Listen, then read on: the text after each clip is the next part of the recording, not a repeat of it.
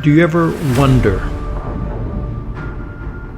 what is intended for or likely to be understood by only a small number?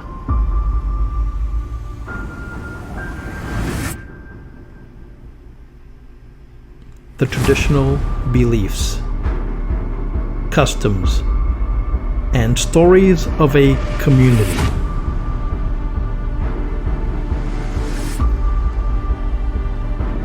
A community not part of the mainstream, unconventional, peripheral, or extreme.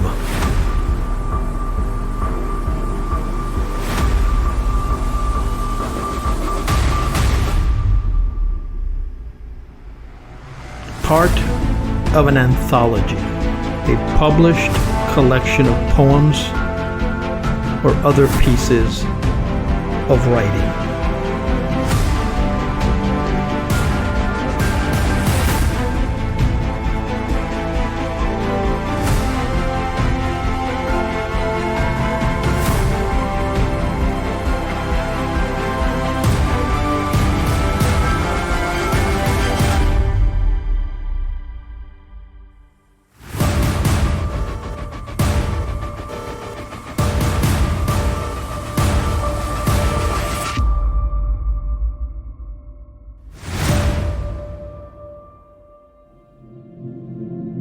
This is Esoteric Lore. I'm your host, Edward Aponte, where I push you to ponder the fringes of folklore. Highly creative people often seem weirder than the rest of us. Now researchers know why. He is one of the world's best known and most successful entrepreneurs with hundreds of patents to his name, including the Segway scooter. But you will never see Dean Kamen in a suit and tie. The eccentric inventor dresses almost exclusively in denim. He spent 5 years in college before dropping out, does not take vacation, and has never married. Kamen presides, along with his ministers of ice cream, brunch, and nepotism, over the Connecticut island kingdom of North Dumpling, which has seceded from the U.S. and dispenses its own currency. Visitors are issued a visa form that includes spaces on which to note identifying marks on both their face and buttocks. Kamen, who works tirelessly at inspiring kids to pursue careers in science and engineering, is one of many highly creative people whose personal behavior sometimes strikes others as odd. Albert Einstein picked up cigarette butts off the streets to get tobacco for his pipe. Howard Hughes spent entire days on a chair in the middle of his supposedly germ-free zone of his Beverly Hills hotel suite. Composer Robert Schumann believed that his musical compositions were dictated to him by Beethoven and other deceased luminaries from their tombs. And Charlie Dickens is said to have fended off imaginary urchins with his umbrella as he walked the streets of London. In more recent history, we saw Michael Jackson's preoccupation with plastic surgery, Salvador Dali's affection for dangerous pets, and singer Lady Gaga wearing a meat suit at a music award show. It isn't just the average Joe who perceives highly creative individuals as eccentric. These individuals often see themselves as different and unable to fit in. Findings in brain imaging, creative research, and molecular biology suggest that these perceptions are not just based on a few anecdotal accounts of weird scientists and artists. In fact, creative and eccentric often go hand in hand. And researchers now believe that both traits may be a result of how the brain filters incoming information. Even in the business world, there is a growing appreciation of the link between creative thinking and unconventional behavior, with increased acceptance of the latter. The incidence of strange, behavior by highly creative individuals seems too extensive to be the result of mere coincidence. As far back as ancient Greece, both Plato and Aristotle made comments about the peculiar behaviors of poets and playwrights. Aristotle also was the first to note the relationship between creativity and depression, an association that has also been suggested by modern research. More than a century ago, Italian criminologist Cesare Lombroso cataloged the bizarre behavior of creative luminaries in his book, The Man of Genius, and attributed this behavior to the same hereditary degeneration that marked violent criminals. In the past few decades, psychologists and other scientists have explored the connection using empirically validated measures of both creativity and eccentricity. To measure creativity, researchers may look at an individual's record of creative achievements, his or her involvement in creative activities, or ability to think creatively, for example, to come up with a new use for ordinary household items. To measure eccentricity, researchers often use scales that assess schizotypal personality. Schizotypal personality can appear in a variety of forms, including magical thinking, fanciful ideas, or paranormal beliefs, such as Schumann's belief that Beethoven channeled music to him from the grave. Unusual perceptual experiences, distortions in perception, such as Dickens' belief that he was being followed by characters from his novels. Social isolation, a preference for solitary activity. Emily Dickinson, Nikola Tesla, and Isaac Newton, for example, favored work over socializing. And mild paranoia, unfounded feelings that people or objects in the environment may pose a threat, such as Hugh's legendary distrust of others. Schizotypal personality is a milder version of the clinical psychiatric condition called schizotypal personality disorder, which is among a cluster of personality disorders labeled odd or eccentric in the American Psychiatric Association Diagnostic and Statistical Manual of Mental Disorders. The schizotypical diagnostic grew out of a large epidemiological studies in which researchers noticed the relatives of individuals diagnosed with schizophrenia were more likely to exhibit odd behaviors and beliefs than relatives of those not afflicted with schizophrenia. The schizotypal person, for instance, may dress in an idiosyncratic style. Their speech patterns may be somewhat out of the ordinary. They may respond ineptly in social situations. Their emotional responses may be inappropriate. They may believe in supernatural phenomena such as telepathy and omens, and they may be hard to get close to both physically and emotionally. In short, schizotypal individuals are eccentric. The first scientific evidence of a connection between schizotypal personality and creativity came from a 1966 study by American behavioral geneticist Leonard Heston.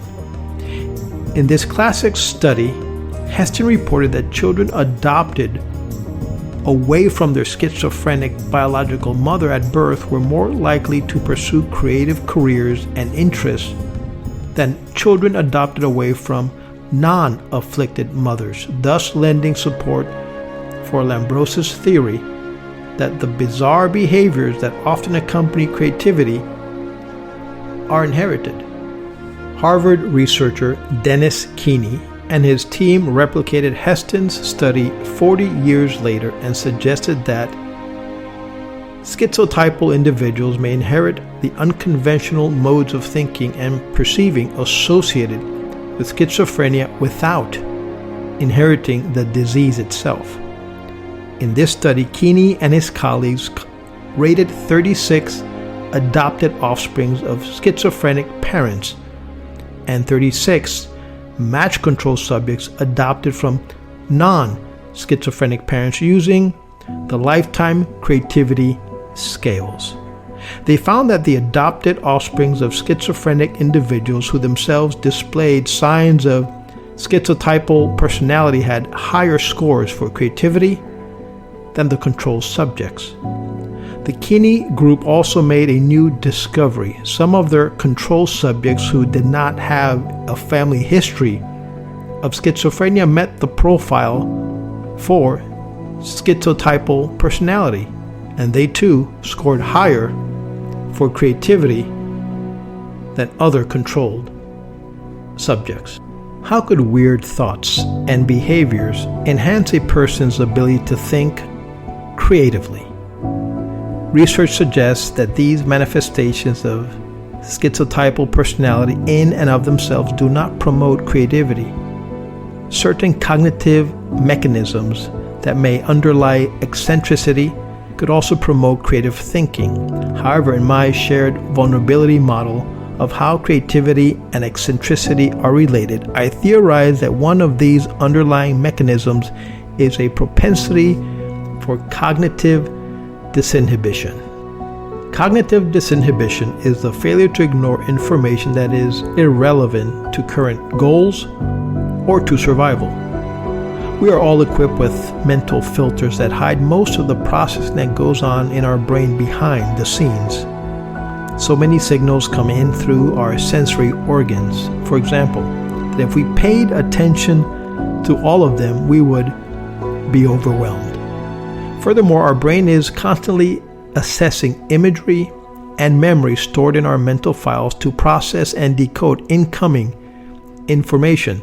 Thanks to cognitive filters, most of this input never reaches conscious awareness. There are individual differences in how much information we block out. However, both schizotypal individuals and those with schizophrenia have been shown to have reduced functionings of one of these cognitive filters called latent inhibition, LI. Reduced LI, or latent inhibition, appears to increase the amount of unfiltered stimuli reaching our conscious awareness and is associated with offbeat thoughts and hallucinations. It is easy to see that allowing unfiltered information into consciousness could lead to strange perceptual experiences such as hearing voices or seeing imaginary people.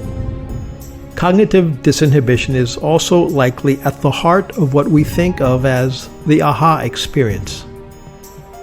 During moments of insight, cognitive filters relax momentarily and allow ideas that are on the brain's back burner to leap forward into conscious awareness.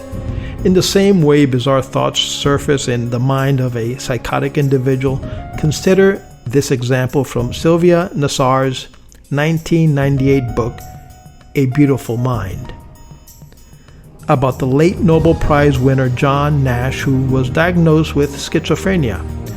When asked why he believed that aliens from outer space were contacting him, he responded, quote, "Because the ideas I had about supernatural beings came to me the same way that my mathematical ideas did. So I took them seriously."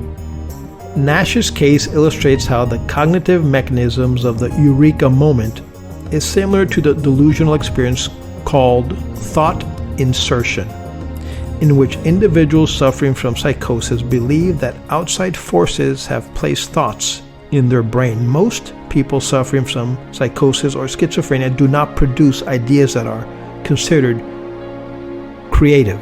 However, the ability to use cognitive disinhibition in a creative way depends on the presence of additional cognitive abilities associated with a high level of functioning. Reduced cognitive filtering could explain the tendency of highly creative people to focus intensely on the content of their inner world at the expense of social or even self-care needs. Beethoven, for example, had difficulty tending to his own cleanliness. When consciousness awareness is overpopulated with unusual and unfiltered stimuli, it is difficult not to focus attention on that inner universe. We think that the reduction in cognitive inhibition allows more material into conscious awareness that can then be reprocessed and recombined in novel and original ways, resulting in creative ideas. Researchers ask the following question: do you often feel like a square peg in a round hole? Participants who score high on the Creative Achievement Questionnaire have answered yes significantly more often than those who have low scores in creative achievement.